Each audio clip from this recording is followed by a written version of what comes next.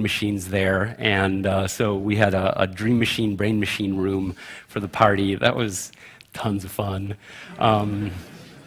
So in the 70s was the first time that there was a patent made with this kind of stuff. The first brain machine was made kind of like this, but it cost like $1,000. Little chips that are cool like this didn't exist back then, and they were hard to program. They also didn't, not as much it was known about brainwaves back then either. So like the dream machine is just alpha waves, the early brain machines were just alpha waves. But you can do cooler things if you do things with all of the different ones. In the 70s also, there was a lot of research to see therapeutic value in trying to entrain brains, and they found some interesting results. Also, discos started purposely pulsing things at alpha waves to really kind of like the early dances around the fire, the rituals. And they stopped doing that because people who are epileptic sometimes go into seizures. So that's one sort of caution with these things. If you're epileptic, you shouldn't really be around these kind of blinking lights. But it's only a small percentage of epileptic people, and otherwise it's totally safe and totally fun. Yeah, and then it became really popular in pop culture with this guy who wrote a book, Mega Brain Power, Michael Hutchison, and he made all these wild claims, and some of it might be bogus, and some of it's kind of cool, but you can check that out for yourself. And one thing also, some people say that if you have ADHD, which is way overdiagnosed, it's hyperactive, like people who used to be called hyperactive, it's ADHD nowadays. People who actually have this, some people say that it makes their condition worsen. Other people says it helps it, but sort of a caution there. And then I just put myself at the end of this. Earlier this summer, I wrote this magazine article, and I didn't really do anything too new. I just did it really cheap.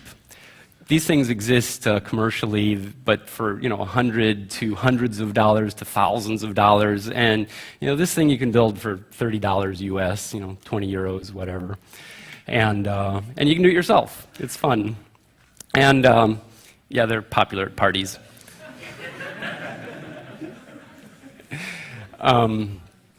So I mentioned this already. One of the things this microcontroller that I used is an AVR family microcontroller. I don't know what AVR even stands for, but it's made by Atmel, and they're really cool microcontrollers. There's a huge open source community around the world that use these, and there are a lot of good reasons for that. They're kind of taking over what the PIC used to have and Parallax, which are other popular microcontrollers. And they're all good, and they all have their disadvantages. The first time I ever used an AVR Atmel chip was for hacking the mini POV kit into this. And I fell in love with it. It is so easy to use. And like I said, it's open source. Everything to use it is free. There's a GNU C++ compiler. You just download it. There's tons of example software out there. You can just alter it a little bit and make your own things. There's a user forum called AVR Freaks, and there's people on there 24/7, every day, always, that would love nothing better than to answer your questions about an AVR chip. It's true. The first time, the magazine article was becoming due, and of course I procrastinate because I'm working on 50 billion projects at once and enjoying all of them, but it was time to, I gotta finish this. The magazine article is due in a week. So I figured, well, maybe I should build one. So I did. But there was a bug in the programmer, so I thought, and it worked fine if the brainwave sequence was only beta and then alpha and then theta, but then when I started adding others, it stopped working, and I posted a question to AVR Freaks at 11 p.m., 11 at night, and by 11:30, a half hour later, someone in Australia had answered a question enough so that I could fix the thing. I was pulling out what little hair I had left, and yeah, so I still have some hair as a result of that.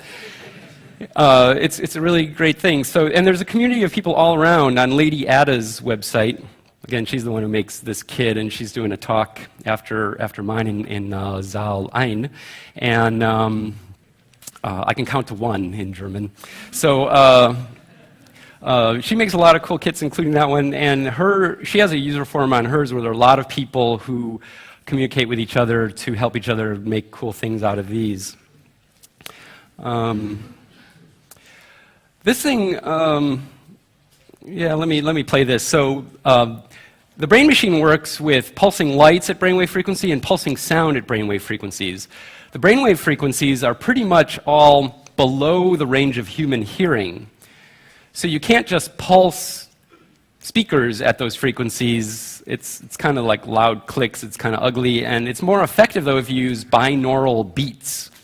So let me play, I don't know if the sound works, we didn't test it out. Let's see if we get some sound here. Oh, there we go.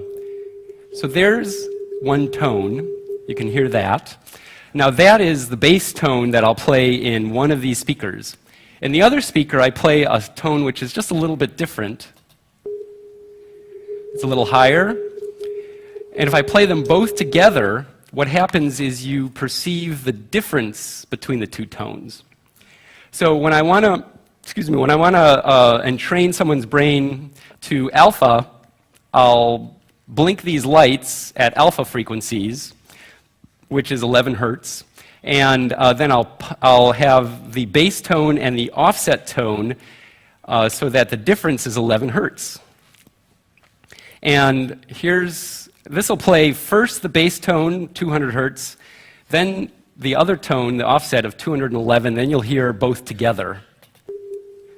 Bass tone, offset. So you hear that? So that is 11 hertz, and that's a beat frequency. The interesting thing is that's a physical phenomenon. The binaural beat is a perceptual phenomenon. There's no physical thing happening to make you perceive that wah, wah, wah, wah. It's all in your head. So the thing is, all of this is all in your head. Something is going on outside of us, but what is it? We try to put that together as best we can, but we don't understand that. We have a brain and we're trying to figure out the brain from our brain. It's not going to work. But we do the best we can, and we can have a lot of fun with it, and we can even call it fulfilling. So we might as well go for it. When you do this with the headphones, the bass tone in one ear, the offset in the other, there's no beat frequencies, but we perceive the binaural beat. And that's always going along with this brain machine with the frequency of the blinking lights. And it goes through a sequence in this particular project as meditation. But this project is all open source, and you can hack the table, and I'll show you just really briefly here. Oh, it's just in your head. Here's a little diagram that I drew. I'm not that kind of graphic designer, as you can tell, but are we stuck?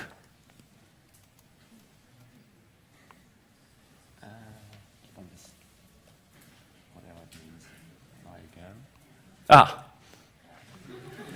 there we go. Now, thank you. By the way, I've submitted this to Make Magazine, and of course they didn't print this, and they came up with beautiful artwork in its stead, which is a testament to how great their art department is there. But anyways, this is just all the various parts of what goes on with a brain machine. The circuit board with all the electronics and programming port, the power supply, speakers, the brain. And this is what I was getting to. So there's in the firmware, oh, by the way, for those who don't know, firmware is actually a technical term. It's the software that controls hardware directly, and there's no real hardcore term of what a firmware is. It can different people define it differently, but that's how I define it. So it's between hardware. It's not actually hardware because hardware is this stuff. And it's not software because people don't really interact with it. It's between them, so it's not hard, it's not soft, it's firm. And there you have it, it's called firmware. And my firmware is published, it's open source, and at the beginning of it is a table, which is a brainwave table, and that's got the sequence to entrain to, and I have the meditation sequence in there. And it's just a bunch of brainwave types and durations. And for just so it all fits into a 2-byte quantity, I have them in 10,000ths of microseconds. So this is actually 60 seconds. And so this plays beta at 60 seconds, alpha at 10 seconds, and the table just continues down, and you can put whatever you want in there and play around with it. And a lot of people have been doing this since the magazine article was published. Thousands of people have made this and have played around with it and come up with their own sequences. And you can too if you like. I don't think I have time to go into the firmware too much. The firmware is actually very easy. It's just a loop that goes through that table and pulses the lights. It just pulses the one output pin for the lights, and it uses an internal timer for the bass tone out of one ear, another internal timer for the bass or for the offset frequency for the other ear. It just goes through the table. Here's the hardware, and how are we doing for time here? I don't have time to go through too much, but there's not a whole lot to go through. This is the microcontroller. That's the programming circuitry, just that serial port and a handful of parts. Some LEDs that are only used for testing. This is a low-pass filter to round off a square wave coming out of the timers, because square waves are kind of harsh on your ears. So it just rounds them off a little bit, and it goes to the headphone jack. And then just LEDs on a couple of output pins, and that's that. And just to show you, the hardware for the Mini POV is almost exactly the same as this, and this is it as published on Lady Ada's website. If you blinked, you probably didn't even notice a change. Here's the Brain Machine, and here's the Mini POV. Very, very much the same, just changed the two of them go to sound. Two of the LEDs, rather than being over here, go to your eyeballs, and two of them go to a headphone jack, so they're sound instead of light. And I'll just show you quickly the trippy RGB light is almost the same hardware too. Instead of all red lights, we got a red, a green, and a blue, and I'm pulsing them with something called pulse width modulation, so I can fade them in and out at different rates to get different colors. And here's the BugBot. That's the most complex one. It has a couple of LEDs for his eyeballs on his antennae, and then the motor is just another output pin, and it just puts current into the motor. And I also use an input cell with input pin for a solar cell, so I can detect when he's eating light. He likes eating light, and he gets excited when he eats light. I showed you that. So that's that one. Oops, I went too far. The TV Begone is very much the same too. It only has one output, and it's an infrared light, and I pulse that at infrared frequencies to turn off TVs, which are, it's a really good thing to do. If you haven't done it, try it. I think you'll like it. It'll give you much more time to build cool things with microcontrollers and have a life. So I recommend that. This is a fake screen. It's just there. If I had a black box, which I originally had, and I'm like, turn it on, then people are like, what is he doing? Is he a terrorist? That word is used a lot lately, if you've noticed. But if I put this little sticker on it, no one blinks. So at workshops over the summer and fall, I was having people build these along with whatever else they wanted to build, hacked from the Mini POV kit. But that grew into an actual TV Begone kit. And I didn't bring one with me. So I can't show it to you, but do have a picture. Yeah. And